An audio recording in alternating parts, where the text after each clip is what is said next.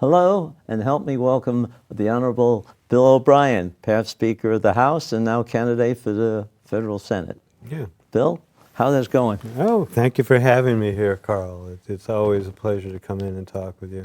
Well, it must be interesting this last week, even comparing what happened in Concord to what you did in 2011. Well, in the budget. we had kind of the mirror image of what we had when we were Right. together in the majority in the House. There we had a strong conservative majority, and we came out with a great budget. And just as with Governor Sununu in looking at the Democrats' budget of overspending, the governor then didn't like it. Governor Lynch didn't like it.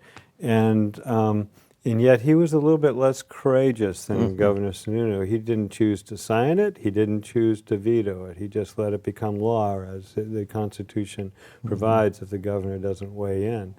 And it was a budget that, as you will recall, that put the fiscal House of New Hampshire in order. You know, That's right. we eliminated one particular obnoxious tax. That was a motor vehicle surcharge, registration surcharge, $90 million a year. That put that in place. Even putting that in place, they were running around $800, $900 million deficit. We eliminated that deficit. We lived within our means. We got rid of that motor vehicle registration surcharge, as we promised people we would do. And I'm not sure if you remember, but we also eliminated 11 or 12 other taxes because that's what it took. Only now, with this latest budget that was signed, and it was a compromise budget because in the end, when you have divided government such as we have, you have to compromise. But only now are we catching up to where the Democrats and the leftists were trying to put us back around 8 years ago. So I'm very pleased to see what Governor Sununu and House Republicans and Senate Republicans in Concord have done. They've done a good job for the people of New Hampshire. Well, I think he copied a few of the things you did. Like I remember you saying, this is the money we have, guys. That's what it's going to be. Right. And we're going to limit it. And he got rid of some of the ones that were supposed to be continuing budget items, and it's only one-time shots at extra money. You know, Carl, and I know I've said this to you before, when I realized I was a Republican, because I grew up as an adult, into my adulthood, like a lot of folks. I had a young family. I was working real hard, 68 hours a week to better ourselves. And eventually I came to the point where I had a chance to participate in public service, and I went on a school board and thought what I was doing was just common sense. And so the local newspaper in our area started calling me that conservative Republican Bill O'Brien. So often what others define as being conservative is just common sense. And when I was Speaker, we did something that I thought was common sense and ended up attracting national attention. I figured the first thing you do before you put together a budget is figure out how much money you have. And, I don't know. It's sort of obvious to me. Yeah, it's sort of obvious. If my wife and I are sitting around at the beginning of a year thinking, what's this year going to be like, and can we take a vacation someplace? We don't say, we want to go to Europe, we want to go to Disney World, and we're going to hit the West Coast while we're at it, and make all those plans and make all those commitments and go, oh, where's the money coming from? Yeah, right. And what you do is you say, what's the next year look like in terms of our income? What can we afford to do? And you might choose one of those. You might choose all of them. You might have to choose none of them. But you make that choice. That's what we did. We first went to the committee that figured out how much money was coming in, and they gave us a real rock-solid estimates. And so then we went to this is sort of unusual. We went to our colleagues in the House. We put a resolution in through the Rules Committee and then onto the House floor. And that resolution said something very simple. We won't spend more money than we have. And it made budgeting certainly not easy, but it made it much more straightforward and the conversations much more realistic. I'd have agency heads come into me, the commissioners and all, and they'd say, oh, what we're doing is so important. I said, well, I hope it is. But we only have so much money for you. Oh, no, you have to have more money for you. Well, you go talk to either the guy that just left before you or the young lady sitting out on the bench there, because they're going to tell me the same thing. So if yours is so important, tell her to reduce her budget 20% so you can keep the money you have, and you don't have to reduce yours 10%. And it made a realistic budget discussion. You think you'll be successful in the federal government? I think we can, because there's simple rules that apply there. You know, when I go out and talk to voters and I talk to, you know, activists in my party, one of the things I always talk about, because it's very important, is we have a budget deficit that before the latest budget was put in place was $22 trillion. And the latest budget is going to put it north of $23 trillion. Let's try to understand that. Billions, millions, trillions. That's $70,000 for every person who lives in the United States, legal or illegal. And that's not sustainable. That really isn't sustainable. But the solutions are straightforward. We can't do, because we'd had fiscal responsibility for so long before the 4 years of Democrats controlling the government before I became Speaker. So it didn't take a lot to rectify. I think you can always do so much damage in 4 years. Now we've had 70 or 80 years of Washington politicians, and certainly the Democrats, but I must say some folks in my own party, spending way beyond our means. And so it's going to take time for us to take the journey back to fiscal responsibility, but we can do it quicker than you think. If we work 6 or 8 budgets, 6 or 8 years, and say we're not going to increase spending, we're going to look for opportunities such as getting rid of the Department of Education to actually reduce spending, then tax receipts will catch up. And you know what that means, Carl? That means we can give our kids and their kids and generations unborn back their future, because we're doing something highly immoral. And you remember when we were in the House, I talked about this. The Democrats, for the first time, had borrowed money to pay for the government we want today. They basically floated bonds, not to build buildings. That's okay. You use a building 50 or 60 years, or a bridge 50 or 60 years, and you pay off the bond over that time period, hopefully less. And that's an investment. Saying that I want to spend more money on folks today and it's going to go away is not an investment. What it is just spending, and they borrowed money to do that. And so we reverse that. But in Washington, we've been doing that for years. Oh, yeah. And we have to stop. And it is not just bad fiscal policy, it's immoral. It truly is. You know, And they rush into the budgets that they're putting forward, too. Yeah. I look at my little, I had 2 grandsons born this year, you know, my first grandsons, and I look at them, and so they're, you know, 6 months, almost a year old in one case, and I look at them and I say, we're going to be telling their children to pay off the debts that we're incurring today. Or their grandchildren. And maybe even their grandchildren. It has to stop. Oh, yeah. And we can stop it. We can give them back their future.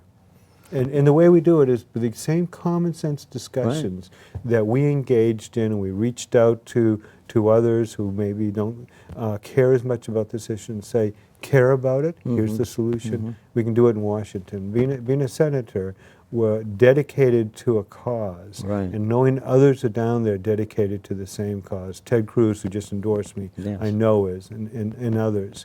We can work the change that has to be achieved. Well, you know, one thing that always bothered me in the past, the only time I remember anybody starting to pay off our debt was around the end of the last century. When Newt Gingrich was in, and they started really doing what you said about having a budget that we could live with, and actually making money to pay off some of the debt. And then some reason it stopped. It didn't pay, you know, after it stopped, after they paid a good chunk of it, but all of a sudden it reversed. And now they haven't paid off any in at least 20 years. And so that's why there's a 2-part solution. I talked about one part of it. And one part of it is being fiscally responsible, looking at that bottom line and saying we have to spend within our means. We have to get that spending line flat, and the tax receipts will intersect it. But then we have to have fundamental change on what we expect the federal government to do. I know you do. I consider myself a constitutionalist. I look at the federal constitution and I look at the things that it's doing. The federal government today is doing. It goes way beyond the mandate that our founders understood was the proper check and balance between the states and the federal government. We don't need a Department of Education. Have things got better in education since we have a federal Department of Education? I don't think so. In many ways, they have wrecked our schools, have made them into not places of education, but places of virtue signaling. And you look at our colleges who responded to the Obama administration's Title IX directive to not provide due process for folks who are charged with assault. And they've taken that and they've made it into places where you have a uniform set of beliefs and no one's challenging it. I remember when I went to college and I came across some people that I thought were truly over the top. You'd come across some people who were militantly leftists, or people who thought the United States' role in the world was the worst that any country's ever been. And you'd sit there and you'd debate them. What we didn't do is say, we're going to kick you out of here because you don't have my belief. And we're going to report you to the conduct committee and all.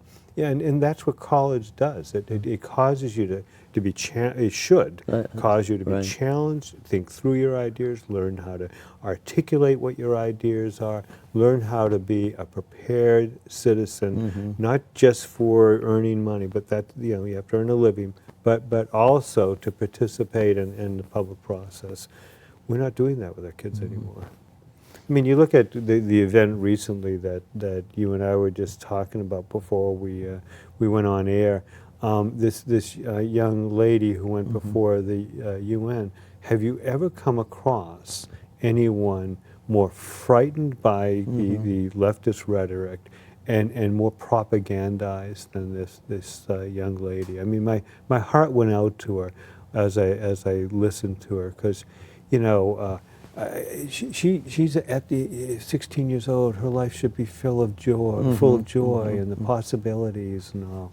And she doesn't realize that the 16 years of her life have been the best 16 years of humanity in terms of prosperity that's come across the world, and the fact that there's no huge conflicts in the world, the medical advances, and a lot of which is a result of fossil fuel, and the availability of electricity and all that.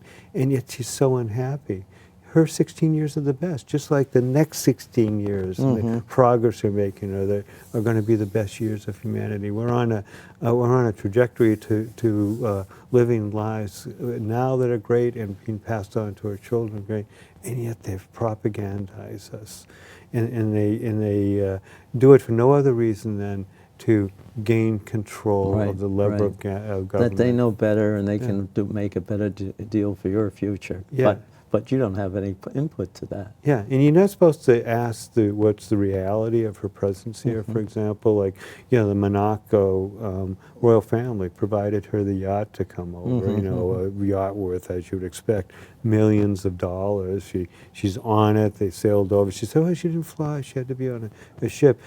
Thereafter, they flew the whole crew over to get the darn ship and all. But I looked at her and I thought, it's so sad, young lady. It really is. Well, they frighten them at school too. I mean, you talk about the Department of Education. Well, local areas, they don't, do it as a matter of safety, but it's really to get guns under control.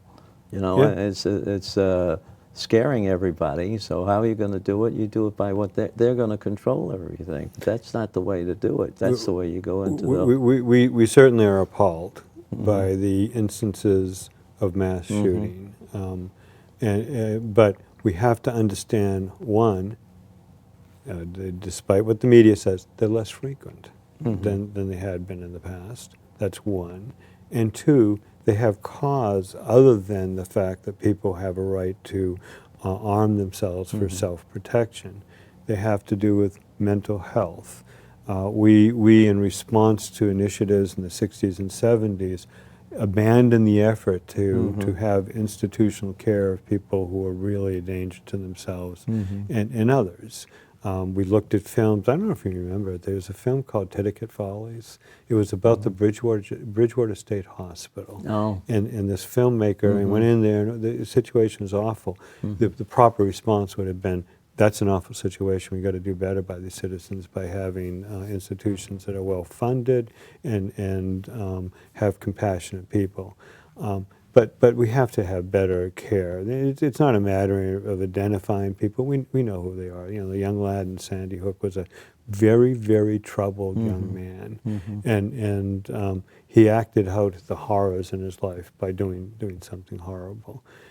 That's one change. Another change is that we have to make sure that we aren't providing an invitation to people who want the notoriety of going into a place and shooting up a lot of folks. In some instances, I'm convinced that what I read is true, that they're committing suicide by mass murder. And so we ought to, if anyone, I respect private property, but if anyone wants to maintain private property and say, don't bring your guns on, that's fully their right.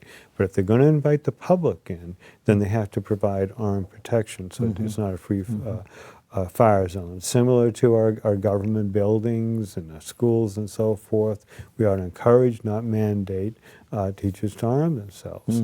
I recall, for example, around the time of Sandy Hook, I think it was, not Sandy Hook, the Virginia Tech shooting, about that same time where this young person came in, a troubled student, shot up people. There was an attempted mass shooting at a law school in West Virginia, I think it is, called Appalachian Law School. And some students, similar troubled, the pressures of school and all, came in and started shooting. And a professor went out and got his gun in his car and shot him. Ended it right there. Understanding that will happen will keep down the incidence of it. Yeah. And then the third thing that has to happen is we have to stop glorifying these people. Thoreau said in talking about news and all that, one of the things that we always have to keep in mind as newspapers and so forth in his time try to get us excited and to buy them and more newspapers and all, is that once you've understood the principle, each application of it doesn't add much to the common knowledge.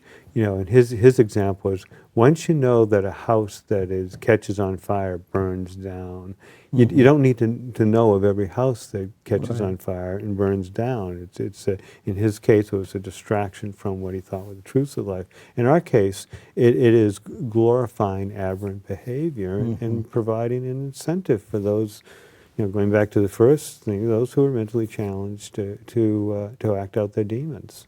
Well, I'm glad you brought up the fact, though, that we're doing things more to look at people with mental problems. I think the state has finally made some moves that I think are very appropriate. Hopefully that'll solve problems because, well, we had things like mental health beds were in the state prison. That was a very bright thing. I mean, you'd have to do it for criminals, but not every mental problem is a criminal problem. And the fact that they're looking into it a little bit more from support, mental health support on the local facilities, which I think is much needed, because a lot of things can be handled just on a local basis, but you do need some places where the people have to be under care constantly, 24 hours a day. You do, and it in part is to protect society, but it also is a measure of our compassion, because it's kindness for individuals. I mean, we've all who suffer from these problems. We've all gone into cities. I remember when I was up in Concord and in Manchester, and now they have a problem with people who are addicted to chemicals, drugs, have mental illness. And you look at those folks and you realize they don't have any option but to be on the street. And this idea that we can give them medication that will calm them down, we know now that that medication isn't taken, often isn't taken, because someone who's mentally ill doesn't want to be dulled by the medication. So you really have to be compassionate, hopefully work them back to mental health. But if not, put them in a setting that is well-funded, kind, clean, but compassionate.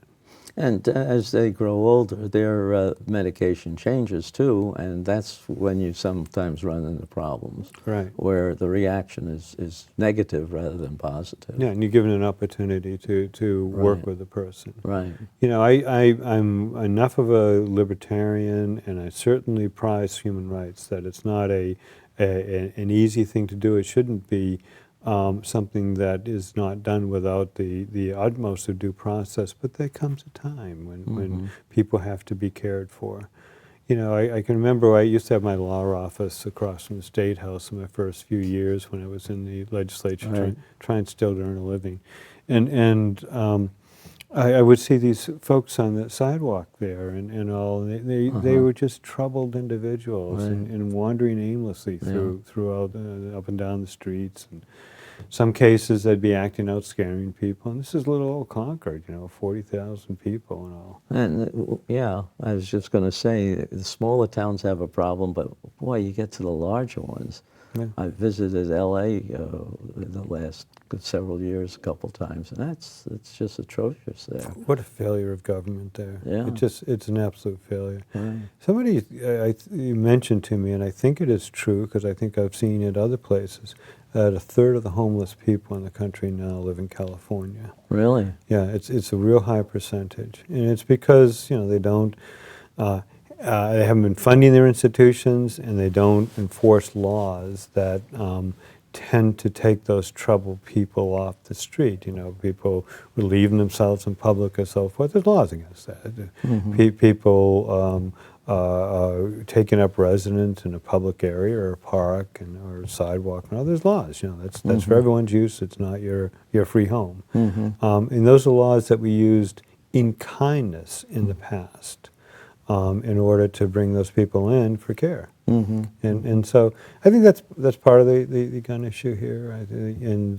I don't discount the concern of good people over gun violence, but they're looking at the instrument and not the perpetrator. Right. And in the meantime, we have, thankfully, we have a strong Second Amendment, and I firmly believe that we not only have to protect that, but we have to extend it. You know, if I go down to Washington, one of the things I'm going to be looking at is how do we get a national carry right? You know, if you have a right to carry in one state, why don't you have it in all states?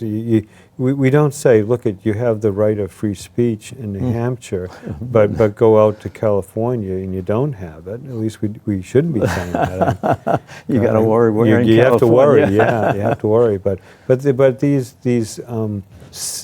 Bill of Rights, the rights in the first 10 amendments, are not geographically limited. And that's one area that I think the federal government should act to make sure that those rights are universal within our country. So when you get into the Senate, do you think you have a lot of jobs to convince the Department of Justice or whoever it is, FBI, that they have straightened out? They're not handling their job correctly? It's been appalling, hasn't it? It's actually been appalling. You know, I've been a great admirer of the efforts of the FBI over the year, you know, fighting organized crime. And I am just really concerned about what has happened there. I think it might actually have to do with corruption that was introduced during the Obama administration. You know, one of the things I heard recently was that James Comey, for example, when he was first being interviewed for a government job, U.S. attorney, very senior position actually, admitted that his background was that of a communist. And John Brennan, head of the CIA, admitted his first votes for president were for the communist candidate. I think what happened over the 8 years of Obama is that sort of corruption at the top has permeated down, not to the rank and file, they're good people, but certainly within the top leadership. So we have a long ways to go. And we have to start back. You know, if we have our law enforcement agencies, and in particular the premier law enforcement agency in the country, corrupted, it's very, very frightening. And I think, you know, as we sit here during this week where, you know, the House Judiciary Committee is, and now Nancy Pelosi is heading off on a more tracked method to impeachment, and it all comes because someone in the CIA called himself a whistleblower, although he only had hearsay knowledge of what he was blowing the whistle about.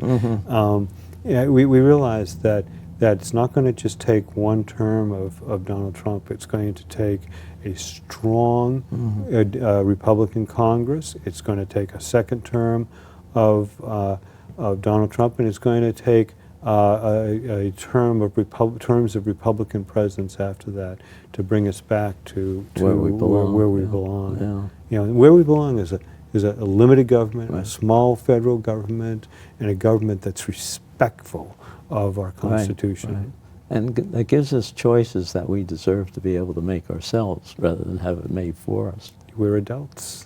We're adults, and that's what our founders realized. Right. We can take care of ourselves. And we're responsible people. No one's going to take better care of Carl Siddell than Carl Siddell, and that's the way it should be. That's right. And if we all take care of ourselves, then we don't need a big government. Bill, we're finished for today, but let's make it a deal that we come back at least once a month and talk about things. I'd love to do that. And we got a lot to do. We got a lot to talk about, and hopefully the people are listening a little bit. Yeah, never enough time. Thank you, Carl. Okay, thank you.